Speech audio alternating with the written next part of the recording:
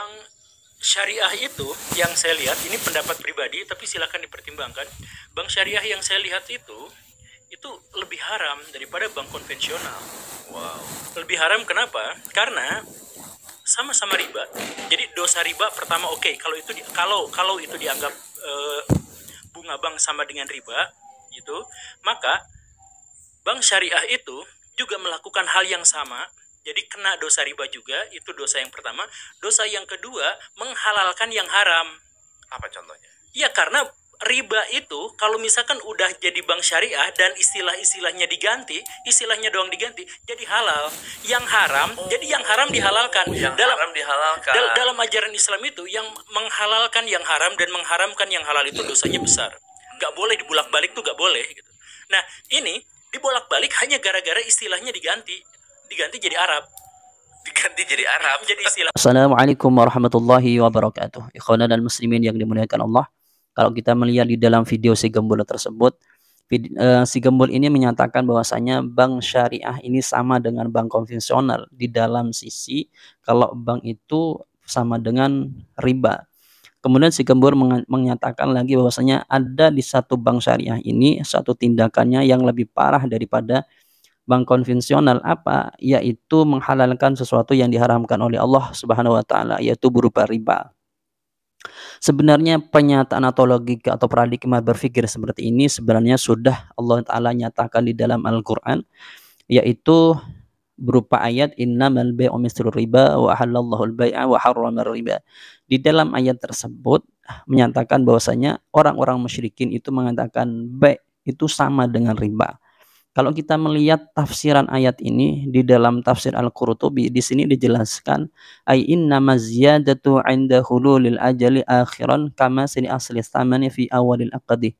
Jadi dikatakan bahwasanya tambahan piutang atau ketika seseorang itu hutang kemudian dia sampai kepada waktu untuk melunasi hutang tersebut, maka orang ini menambahi ketika orang tersebut tidak bisa melunasi hutangnya tersebut. Lah, penambahan ini sama halnya dengan tambahan saman di awal akad.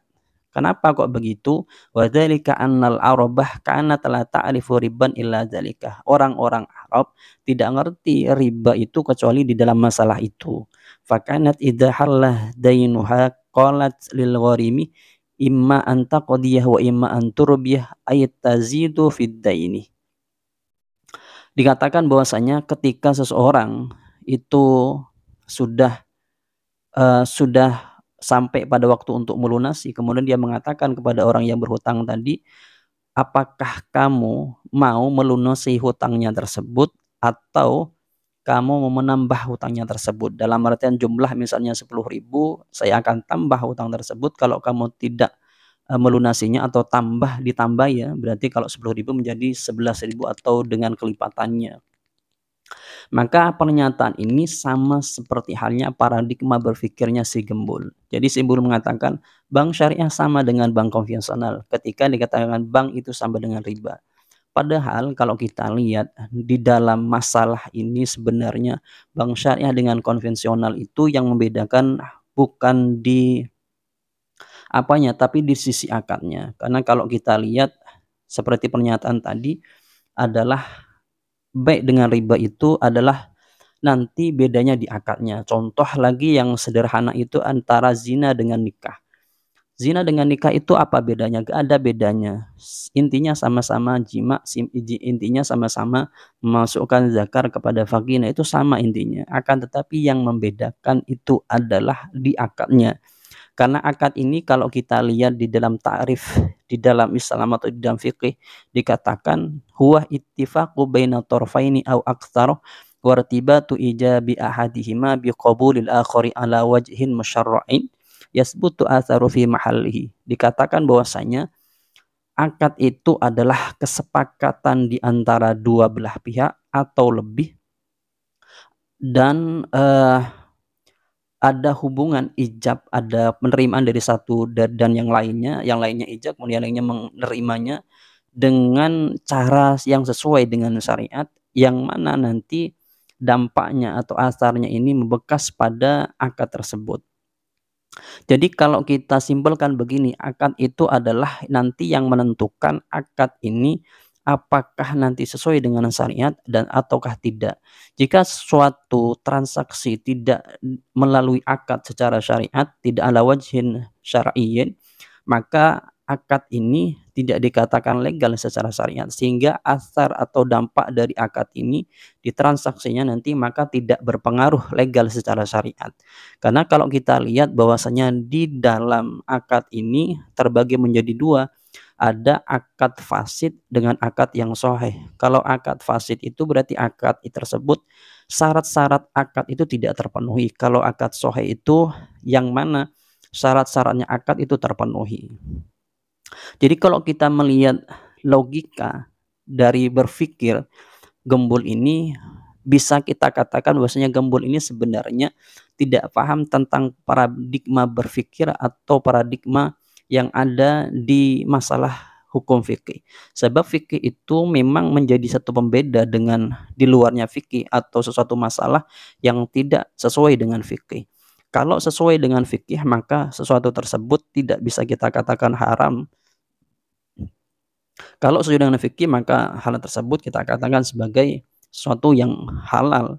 Jika seseorang misalnya bertransaksi pada suatu bank, kemudian dia memakai versi yang ada di kitab muamalah, meskipun nanti pada hasilnya ada keuntungan yang dibagi dari keduanya atau ada keuntungan bagi orang yang punya modal atau pemilik modal, maka itu tidak bisa katakan itu sebagai riba karena sudah sesuai akadnya dengan yang ditentukan oleh syariat atau di dalam kitab fikih atau di hukum-hukum fikih. Akan tetapi ketika misalnya transaksinya tersebut tidak sesuai dengan hukum-hukum yang ada di fikih atau di Islam, maka kita nyatakan bahwasanya hal tersebut atau transaksinya tersebut itu tidak sah atau tidak halal secara syariat, yang mana nanti indikasinya kepada transaksi itu atau kepada kesepakatannya tersebut. Berarti kesepakatannya atau transaksinya ini secara syariat tidak legal.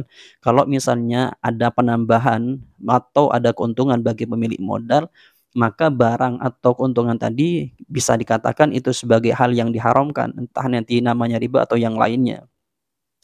Kemudian kalau kita lihat pada bank di era sekarang ini seperti bank syariah atau konvensional, kita tidak melihat kepada banknya secara umum, akan tetapi kepada akadnya secara khusus.